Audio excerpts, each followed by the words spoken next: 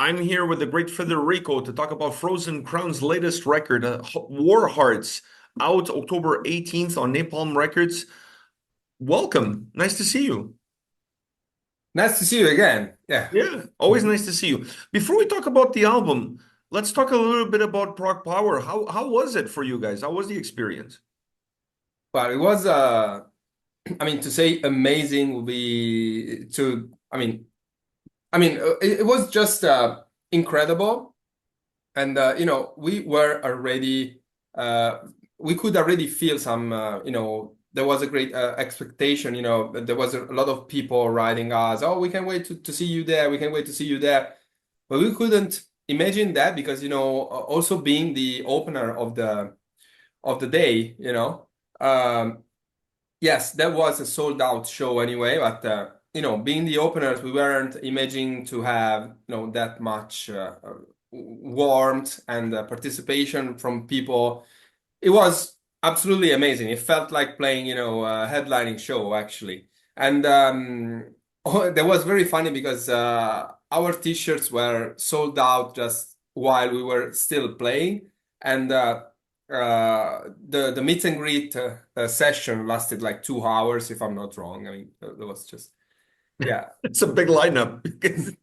a bit, yeah, absolutely, absolutely. It was absolutely unreal. Yeah, unreal is the right word. Yes, and though then of course all the people working there were absolutely perfect in everything. Really, everything worked like a machine. Yeah. So now the next question is, when are you guys coming back for a tour? Well, as you may already know, that doesn't depend from bands. Bands would actually play every day in a different country, all days. But that, of course, depends from promoters and agents, and they have to find a way to make things work. Uh, I absolutely hope the next year, for sure. Yeah. That's what I'm hoping. I mean, you guys were there this year. You have a new album now coming out this month in October. So I think this kind of Yeah. opens the doors for you guys to then be part of a tour package and hit the road in North America in 2025. At least that's what I'm hoping for. I want to see you guys. I wasn't in Atlanta, so I want to see you guys. So that's my wishes and hopes and dreams to see you all in 2025. And speaking of tour packages, you guys have been on some big tour packages in Europe, playing with some big Uh, bands and doing some great shows. What do you attribute to that? That the band is getting a lot more exposure since the last record coming into this record. You guys playing ProgPower, playing bigger tours in support of bigger bands. Is that all the hard work that you guys have put in all these years finally paying off? Well, I mean that for sure. Of course, the band, as the band gets more and more recognition, gets more and more numbers online. Of course, that then reflects on the live environment. But I also have to say, we are now working with a serious booking agency, which wasn't something. I mean, we never were lucky with that in that department. But that was also our fault. I think it's always your fault if something is not working. Because from the very beginning of Frozen Crown, I specifically me, I wanted to have a different approach that I had in the past with my other bands. Because people of my generation with my mindset are we're used to think that to play, you have to play. I mean, I don't know if you know what I mean. I mean, the more shows you play, little ones, then you're eventually going to rise up, But that was not true, especially for me, being from Italy, actually, where the live scene is really fucked up, especially the metal one, of course.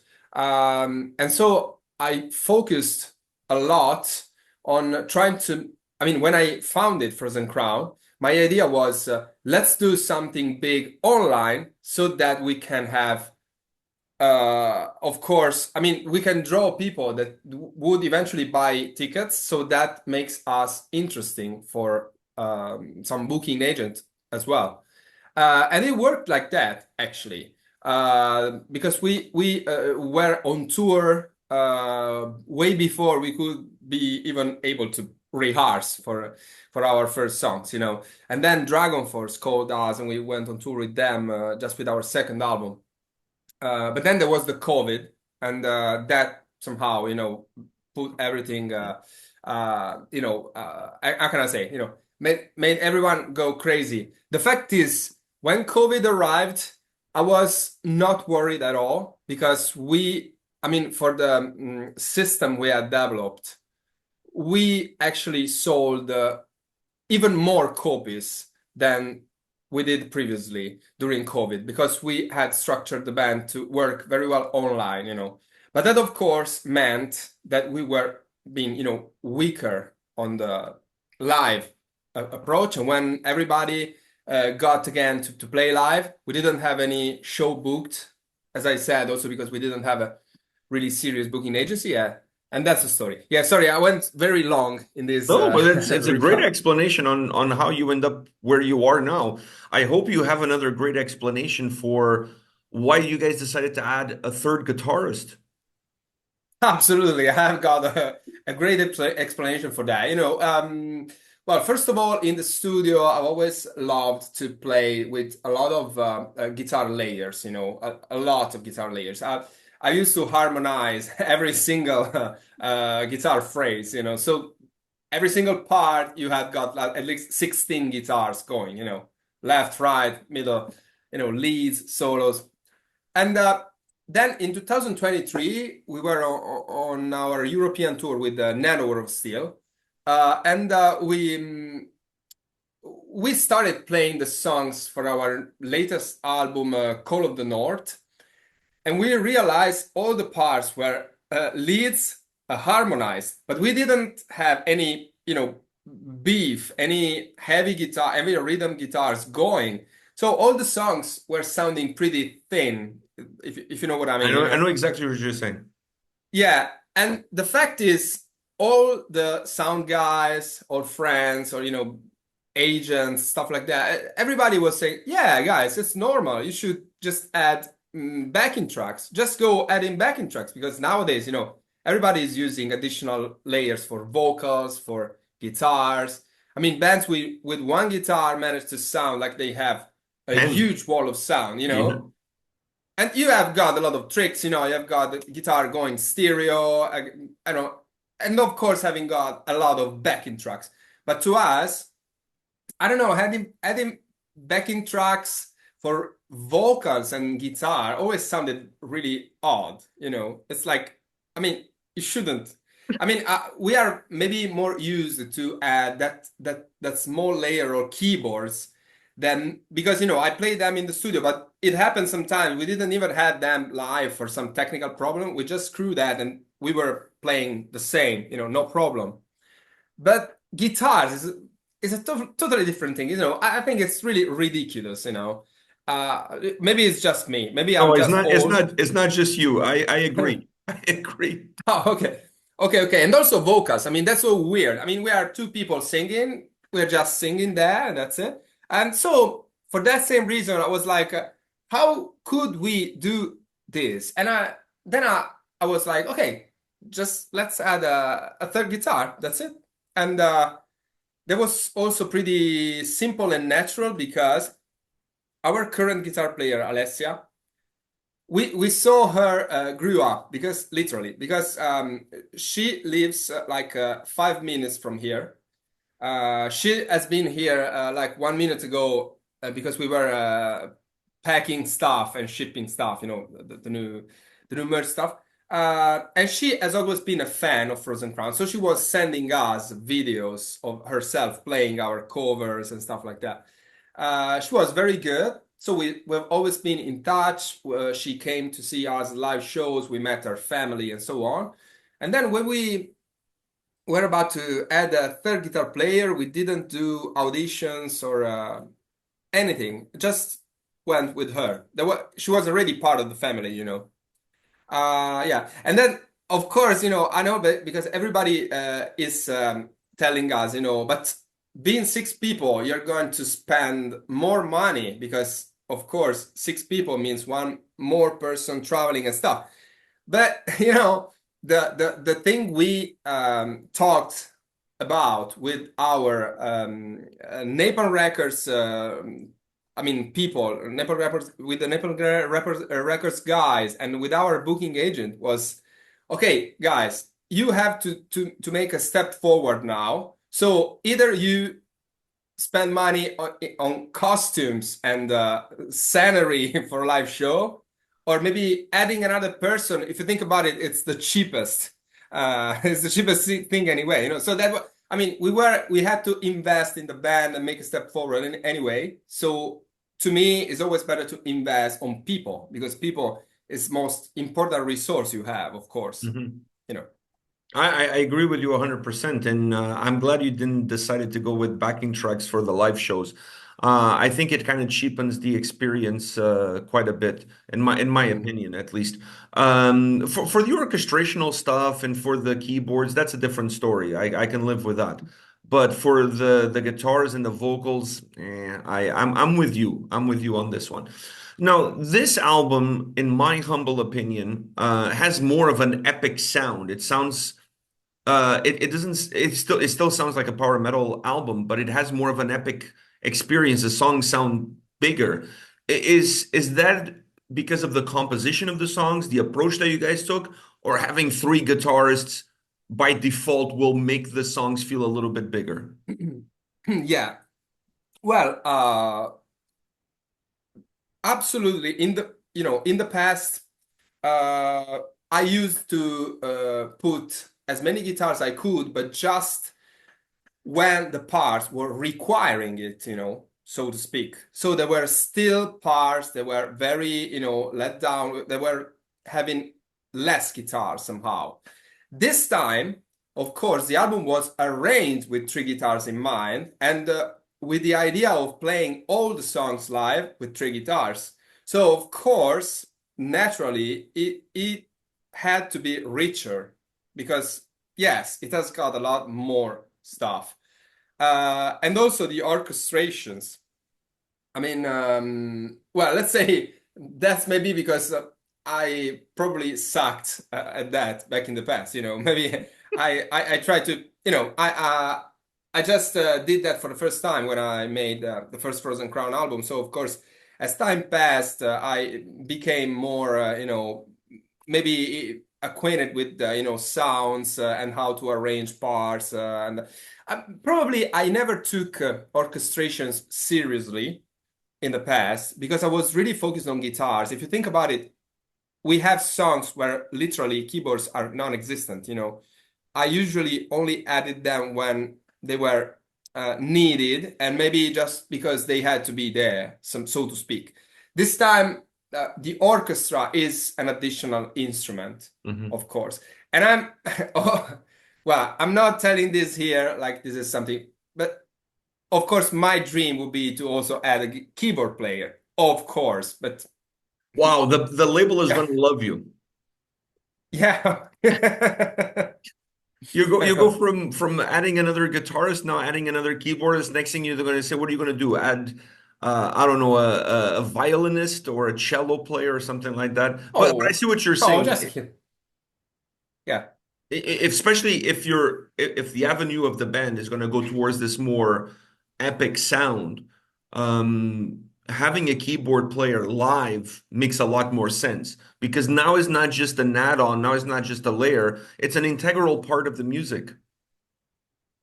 Yeah, I absolutely agree. Yeah, that was. I mean, we had also more time to actually focus on every single aspect of the album, and also orchestration were taken really seriously.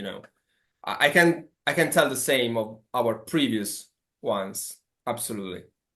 And I know the album, I read that the album, the title of the record, War Hearts, was inspired by a Children of Bodom song. Yeah. And I have to ask you, Alexi, as a guitarist, what was he a huge inspiration for you? Yes, absolutely. Not probably that much as a guitar player in the sense that I never really was on the technical side. I mean, for me, guitar has always been just a tool to write music. If I didn't have this hand, I would probably write songs with a keyboard or something else. It just I just happened to have a guitar in my hands. But yes, when I saw them for the first time, and I mean, I say so because I watched the Dead Night Warrior video for the very first time. So first song, first album. I was literally blew out by them and the fact they were so young. Of course, I was a kid back then, you know. I could really relate with them and identify. Of course, they were my heroes, you know. I had my older friends that grew up with I don't know, Manowar or Motorhead. Well, I grew up with Children of Bodom, so yeah, absolutely. To me, I mean, I had got their posters in my room, desktop, background, wallpaper, yeah, everything. I was really a fan. Had all the CDs, tried to play the songs. Yes, absolutely, absolutely. And failed, right? In You failed at trying to play the songs. I failed, yes, of course, on the solos. I have to say, I learned a lot of the stuff I know nowadays, rhythmically wise, with them. Absolutely. Trying to play those riffs. Of course, I failed while playing the solos because, back then, I mean, I wasn't even into, studying, breaking down the stuff and looking at the tabs. As I said, that wasn't interesting to me. I was more interested in writing songs, or maybe I was into bands that didn't have any articulated solo parts at all. Like, for example, Dark Tranquillity. I don't know. So yeah, but yeah, I wasn't able to play them anyway. Yeah, only something here and there. Yeah, Just scraping a little bit here and there. yeah. One of the things I noticed about this album was that for an album that has that more epic, that bigger sound experience, it feels quite dark. Like it has a dark vibe to it. Maybe in the themes of the songs, and I just feel like there's this underlying darkness for an album that feels bright because it's so big. It has such a big sound. Do you see that kind of underlining experience with a little bit of darkness on this record? Yes, I see that because I have to say that of course me and also Jade, we are the main composers in the band. I mean, our favorite bands were not the happiest one, you know. We're not, we're never been fans of like party music. I mean, for example, this is a really funny thing because everybody, I mean, who knows me ends up knowing that I'm a huge Kiss fan. And they say, how can you not love party music? I mean, Kiss, I mean, rock and roll all night. But I say, yeah, but try to listen to those songs, especially the Paul Stanley one, is which is in my DNA pretty much. If you listen to, for example, of course, I was made for loving you. That somehow the archetype of the party song somehow. But if you think about it, that song is pretty melancholic. And or maybe Detroit Rock City has got that kind of like how can I say, like neoclassic melodic solo with those minor scales. I don't know. Uh, I've always been more attracted by melancholic side of music rather than that kind of happy sounding music. For example, I never was able to appreciate Guns N' Roses, for example. Yeah, never. But No? never mind. No. Wow. I mean, everything is not for everybody. Like, for example, me, I'm not a big Kiss fan. And then when people say, "Really, you're not a big Kiss fan?" And I'm like, "No, man, I don't. I really don't like any of their songs." And then people start naming their songs. It's like, you know what? I like that one. I like that one. And then turns I out I know. actually like quite a bit of Kiss songs. So it's just Yeah, I know. it's one of those things you just never really know. But it's interesting that your appreciation for more melancholic music has still put you in a path where you write pretty happy sounding music for the most part. So it's not like you're writing a Dark Tranquillity record anytime soon. So it's interesting that you still find a way of creating music that for some people would be a good party atmosphere when they come to a show. Like when you guys tour with Nanowar, That's a party tour. That's a party tour, and everybody in our crowd is happy. And that's also the reason why we can relate that much with Nanowar. Not only because we are friends, but also because, uh, we have got literally the same spirit. I mean, when I'm on stage, I'm an asshole. I'm really, I'm just having fun. I'm having the time of my life. And that's it. That's what I like to have when I am when I go attending someone else's show, and that's what I am when I play. Still a fan of heavy metal. That's what I am all the time. So of course, yes, I'm having the time. I mean, I'm doing the best thing in the world. Playing live in front of people. Singing my songs. What's better than that? Nothing. I mean, Yeah. I I mean, yeah, and so yeah, and but this is, I mean, thank you for this absolutely interesting question. Uh, there is a reason for that.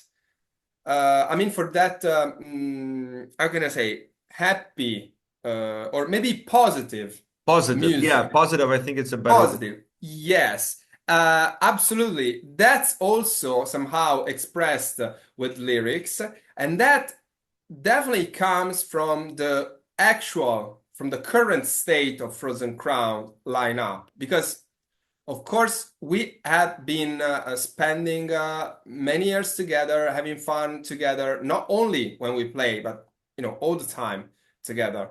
We are literally a family. I mean, when we go at the airport all the time, they think, "Oh, so you're a family? Yeah, yeah, yeah. You're the uncle, the best player." Because we have got little people, small people, young people, big people, older people, and also we have got this new, this new girl, which is very young and has got all that kind of, energy and arrogance that the young people can have. Also, our drummer is literally a kid still, and all of that really, really, really brings a lot of positive energy. Before I told you that me and Jade are the composers of the band, but I have to say, if the other people weren't in the band, songs wouldn't sound the same because, of course, everybody factors when you are writing music and you feel happy because everybody is around you. Then we are Italian, so very noisy. Everybody's screaming, laughing. It's very beautiful. It's like a Christmas evening with your family all day with Frozen Crown. Yeah. So that's reflected in the albums as well. Absolutely. I get that same impression. I get that same vibe. Federico, thank you very much for your time. By the way, best of luck with that Camelot tour that you guys are going to be on. That's a killer, Thank you. killer lineup that you guys are on. That's a big tour for you guys. So congratulations on being on that Camelot tour. Have fun playing some of these new Thank you. tracks, and congratulations on the new record, War Hearts, comes out October 18th on Napalm Records. Thank you for your time today. Thanks a lot. It's been a pleasure, like always. Thank you. My pleasure. Thank you for taking the time. Thanks. It's been a pleasure.